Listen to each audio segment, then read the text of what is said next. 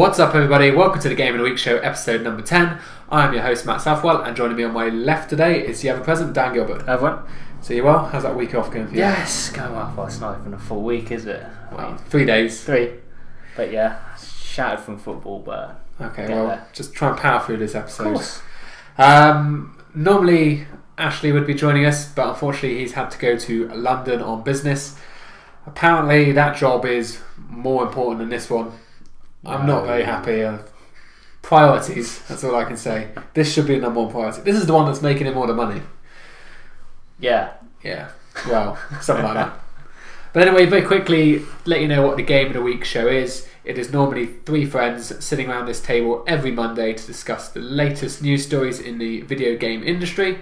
We'll then close out our show with our featured Game of the Week. Okay, so let's get straight on with the news. And just actually very quickly before we start, we are filming on a Wednesday, so there might be some news items that come out during the end of the week that we're going to miss, but I'm not going to be here, so we're just going to have to put up with the first few days of news. Yeah. We've had Gamescom. Well, you edit everything, so that's what makes it harder. Yeah.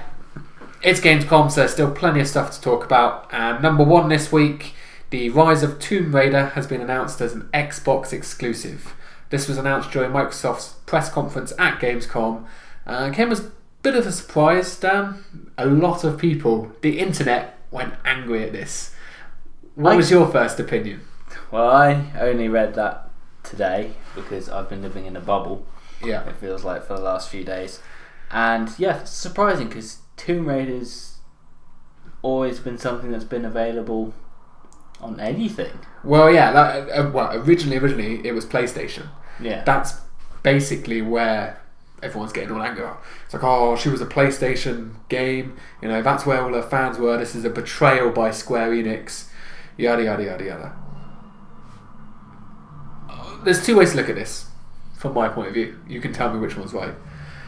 1, it is a disappointment because good games should be available to as many people as possible. So therefore, it should be released. Mm-hmm. You know, it's not Microsoft-owned studio; it's a third party. Microsoft have paid this studio to only come to them. On the second hand, at the end of the day, it's a business. Tomb Raider didn't sell that well the first time around. You know, they re-released Definitive Edition. What was it? Within a year of going out on the last consoles to try and boost their sales. So this is maybe a way for Square Enix to kind of hedge themselves, protect themselves, and go, okay, well, we're restricting ourselves to an audience, but at least we're getting some decent. I would imagine Microsoft have paid quite a lot up front. I would have thought so for anything to make it exclusive where it's got a solid history behind it. Yeah. And like you even said to me off camera just before, and I will agree with you, it's almost certainly going to be a timed exclusive. Yeah, that's certainly from the wording and so on that's been put out there, that they don't anticipate it being exclusive to Xbox forever. Yeah, there's no time frame given. PlayStation fans need to calm down. It will come to the PlayStation. It will almost Tomb Raider is still coming to the PlayStation, just not this game. There's another Tomb Raider coming, and I'm sure the Rise of Tomb Raider will eventually turn up. And if you're really, really that worried about missing this game in holiday 2015, get an Xbox. Well, yeah, get an Xbox. I would say that. I was going to say, on the other hand, there's a little game called Uncharted 4 coming out, which is going to be slightly kind of similar story, which might be okay. Just a little game. But yeah, people getting angry to me is a bit annoying. It's not productive. No. You know, them swearing and shouting, and it's not going to change it. They've got to understand it is a business. Square Enix want to make as much money as possible. Also, you can say with the number of studios and so on that have come into trouble. Yeah, exactly. A little bit. They've basically guaranteed their survival for a while. Yeah, for this game, I would imagine. By doing a deal, something like that, they're helping themselves out, and that's what they sort of need. I also think, just one very quick closing point, it speaks volumes of the quality of Sony's first-party studios. You know, your people like your Naughty Dogs, your Sony, Santa Monica, Guerrilla, those kind of people. When Xbox are having to pay out a big sum of money to a third party to come to them just to match, because they're aware of what Sony will probably have in the background, and they have to feel they have to go and buy these games. And I wouldn't be too worried if I was a Sony fan. No. Okay, number 2 on our list, and details have been released of both Xbox and PS4 updates that are going to be coming to us shortly. Let's go with Xbox first, because I'm sure Dan's not going to really have too much to say about Xbox Ones. The Xbox Ones don't excite me quite as much. They're giving you DLNA support, which will allow you to play back of media from USB devices. So you've got your hard drive, you can plug it in to your Xbox and play media through your Xbox device. Most TVs allow you to do that anyway, so that's not a big deal. They're also bringing improved friends features. I've already got this as part of the beta program that I'm a member of, and it's quite cool. It gives you like a leaderboard of your friends and tells you how many, like it gives you like a top 5 of like which of your friends have achieved the most gamer points in the last month and stuff like that. Okay, so sort of like a rolling rolling leaderboard. Right. So you can be like, oh well, this guy, to transfer across to like, this guy's got 1,000 gamer points, which is like the equivalent of like, a few gold trophies or something. And so it just improves your friends' features, being able to see what your friends are doing a bit better and kind of encouraging that competition, which everyone loves. Move on to PS4, which I'm sure you'll have a lot more opinion of. They were also focusing on friends.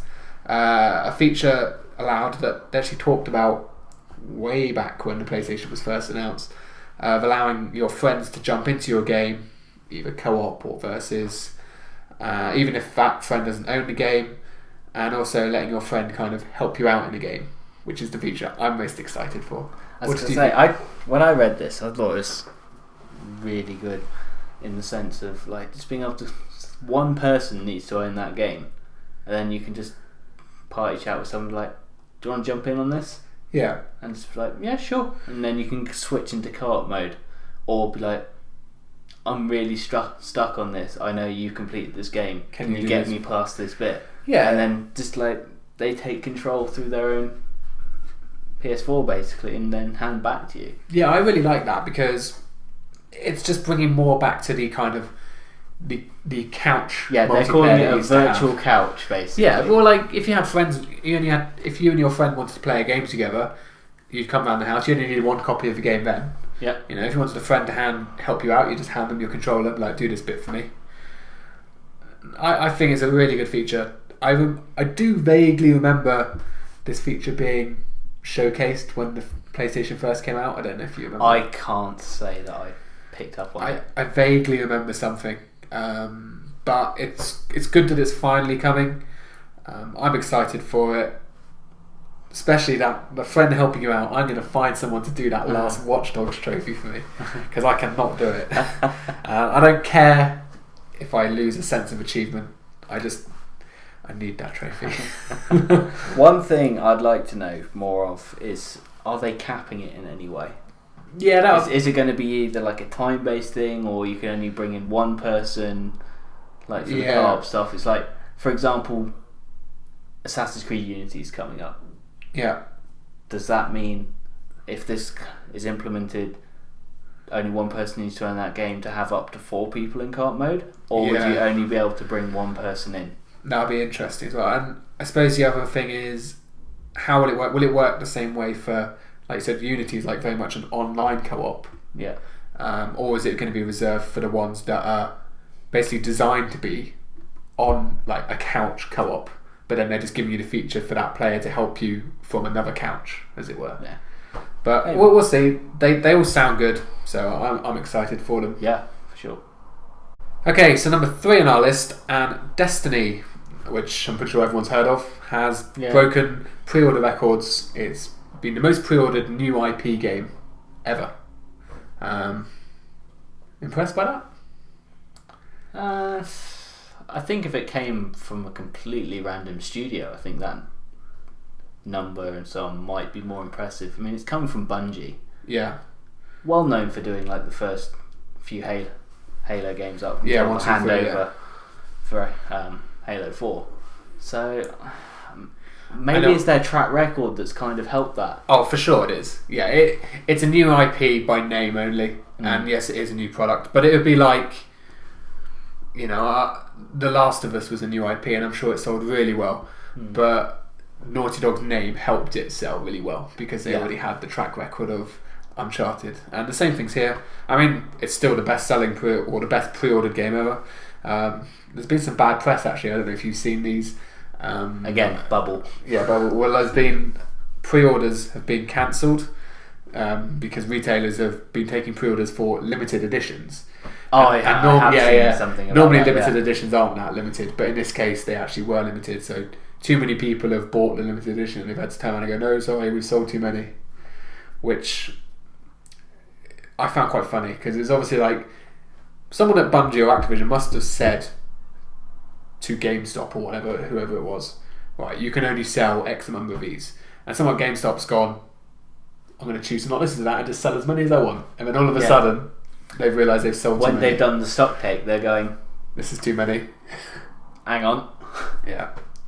But, so obviously there's a huge demand for it. I know you didn't play the beta, but I played the beta, and it's quite fun. For first person shooter, I would be very keen to try and get you and Ash involved in a faction because there's a lot of kind of 3-player co-op missions. Okay. So hopefully I can convince you. Ideally, going back to the PS4 feature, will that feature come in time for Destiny so that you don't have to buy the game and I can just buy it? You calling me cheap again? No, not at all. Not at all. Should we move on to the next topic quickly? Yes. Okay, so moving on, number 4. And there has been a new Silent Hill game teased. I used a very cool interactive trailer. It was initially called the PT demo, which Sony teased. No one knew at this time that it was Silent Hill. It was just PT, which stood for Playable Trailer. Okay. And basically what it is you're walking. Have you seen it before? No, again. Okay. Bubble. Alright, so yeah, basically how it is everyone out there as well, you're walking down this continually rolling hallway. Basically you go right down the hallway and then you can only go through certain doors, and those doors eventually come back, and it's going round and round. And apparently if you don't shit the bed before the end of the trailer, it comes up with a screen basically saying Silent Hill, which is cool. But the main thing that makes this game maybe even cooler to the people that don't already know Silent Hill is, I'm going to butcher these names by the way. Go ahead. So it's the MGS creator, Hideo Kojima. I hope that's right. And this one, I know his surname, but I don't know his first name. Guillermo del Toro. Guillermo. Okay. Yeah. Well, he's a dude that's basically made Pan's Labyrinth, Hellboy, Pacific Rim. Pacific Rim is the most recent, I think, isn't it? Yeah. So they're teaming up to make the game, so that could be pretty cool. And also we've got Daryl from The Walking Dead starring as well. I suppose we should use his real name, Norman Reedus. Yes. But so, based on those people, are you interested at all? It's big names, but again, I've never been a big horror game player. Okay. So chances are I'm going to end up skipping it still because it's just not a genre that I really pay attention to. That's fair enough. I mean, I've liked horror games. I like the Resident Evil games. I've never really played a Silent Hill. But based on these names, I'll keep an eye out for it. A lot of people, when they found out it was a new Silent Hill, were very excited. So, if they're excited, I'm excited. Or something like that. Okay, so number 5, and the final item on our news story this week. And Housemarque have announced a new PlayStation exclusive in the name of Alienation. Now, anyone who doesn't know me should already know, though, but I am a big fan of Resogun. Yeah. I've talked about it at length before. It is the best PS4 game so far. Do not disagree with me. Housemarque obviously made that game. They've also made Dead Nation. They made Super Stardust. So it goes back to what we were just talking about with Destiny. Track record, I'm automatically solid. Yeah. I'm automatically excited for this game.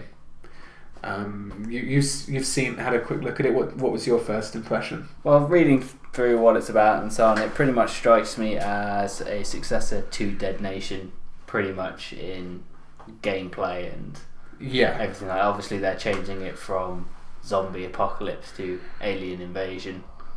Of course. And it's going to play the same way. Dead Nation, I've played it for a little bit. Solid game. Yeah, it's good fun. It's good fun, isn't it? It's fast paced. Yeah, It's simple to pick up. Doesn't take a lot of effort to really do. No. Just go through, complete the levels.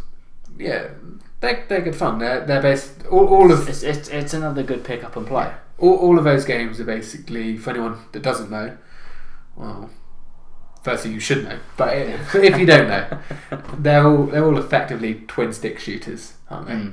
You know, it's all very fast paced, either side scrolling or top overview, and very simply you normally got one thumbstick which is moving, and another thumbstick is your gun that you're shooting. They're very fun, like you said. Perfect pick up and play. You can play it for 5 minutes, 10 minutes. If you get really addicted, you can spend hours. I will definitely be buying this game, and I'll make sure that you do as well. Yeah. Okay, so now it's that time of the show where we will feature our game of the week. And this week we're talking about Young Horse's Octodad Dadliest Catch. Now this is, what's the best way to say it? A bizarre game. You basically take on the role of a octopus who is trying to go about living a normal human life. It's quite weird, isn't it, Dan? People seem to think that he's a human for the most part. Some people seem to know he's an octopus. Yep. But the premise of the game is you are an octopus, you control his limbs using your controller, the 4 limbs, and you have to just go about doing everyday tasks.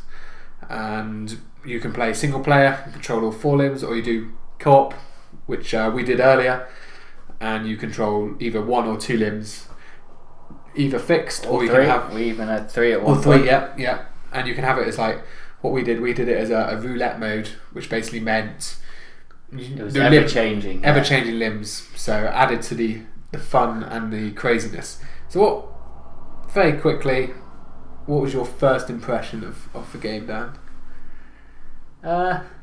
Quite easy actually to get grips to what you were doing. I was expecting, like when we jumped in, to be in the starting sort of like tutorial bit, basically just flailing in a circle for about 5 minutes, but it's sort of like just it sort of got along with itself very quickly.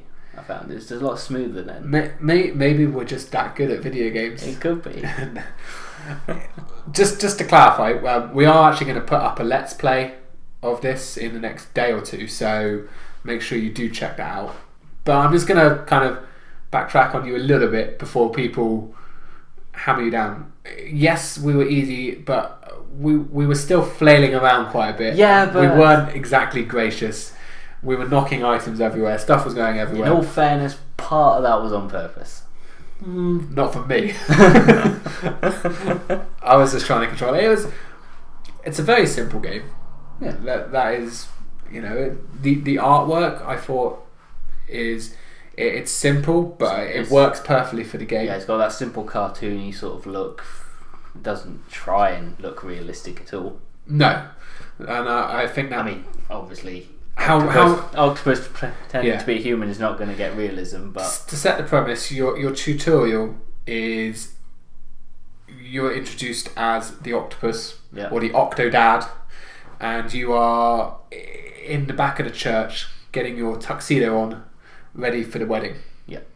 And so you're an octopus in a church putting on a tux. That's basically all you need to say. What could go wrong? Yeah. But that says how serious this game is, and I like that. We don't have enough outright comedy games.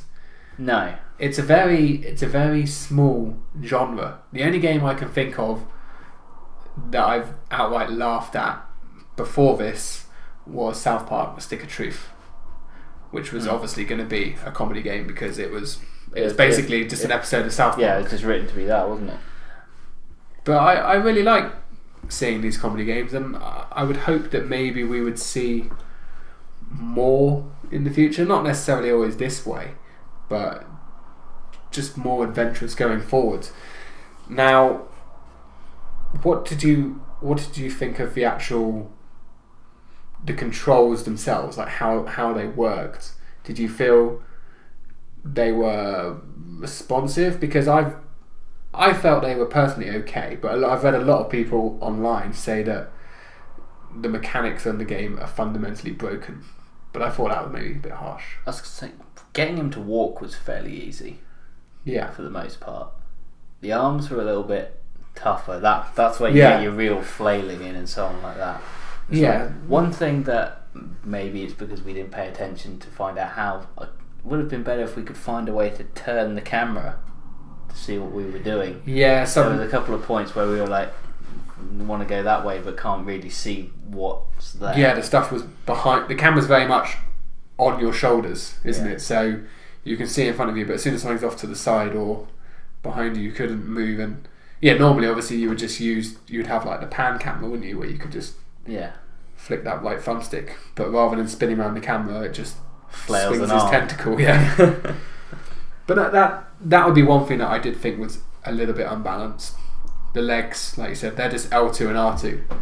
They're pretty idiot proof. Yeah, it's like the longer you hold it, the bigger the stride. Yeah, whereas the arms are...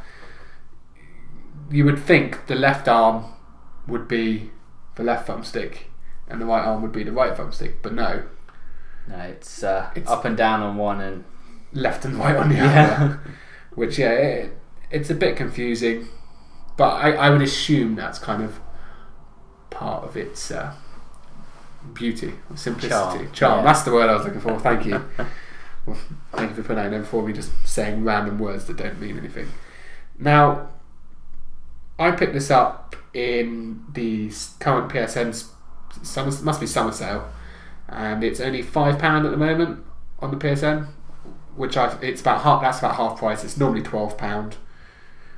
Who would you say this game should appeal? Would you say that it's everyone should play it, or would you say? I think not everyone's gonna like it. I think there are some gamers who are just too serious on what they want. It's like they want their first-person shooters to be responsive in a certain way and things like that. It's like if certain game mechanics are what you need, this game will drive you nuts. Yeah. However, if you want to laugh, if you just want to relax and just play a game for the sheer fun of it, if you want something that's not that stressful, perfect. Yeah, I would pretty much agree with everything you say there. If you're going to look at it from a highly critical point of view of how good a game it is, it's not great. When I was the biggest example was when I was chopping that wood. Yeah. You basically have to put this like lump of log. That's the one. Log. Why can't I get my words today? I don't know. But you put a log and you have to chop it down with an axe. And I didn't actually have to get the down motion. It was like flail. Yeah, if my arms flailed anywhere in. I just said flailed, but you did. Flailed anywhere near the log, then it just kind of cut in half. Again, when we were mowing the lawn as well, that was just to get the vicinity of. Yeah, you'll have to watch the video to see, but it's not gracious, and I suppose there's certain flaws in the mechanics. I mean, it's not going to be perfect, but I don't think you're meant to take this game seriously. I think you accept that. I think the general title of itself pretty much lends to the fact that you don't need to take it too seriously.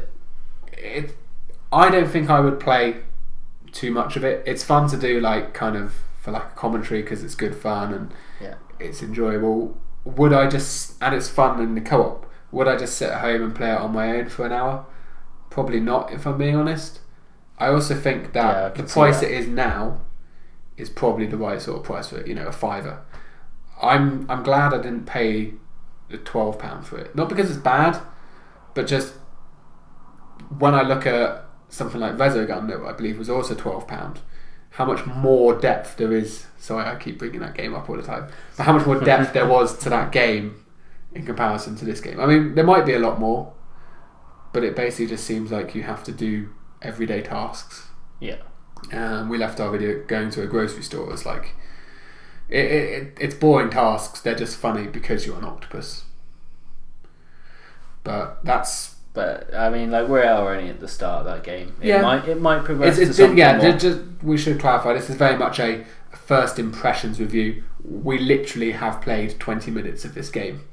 which was purely for the Let's Play that we've done, which will be, like I said, up in a day or two.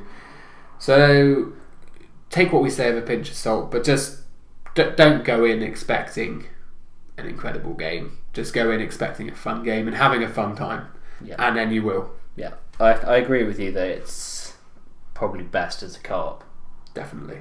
I don't see it as such a great game single player, because you might laugh at certain things by yourself, but more of the comedy comes from the fact that one of you is trying to go one way, one of you is trying to do something else, and you end up sort of yelling at each other. Yeah, the cliche is it's better with friends.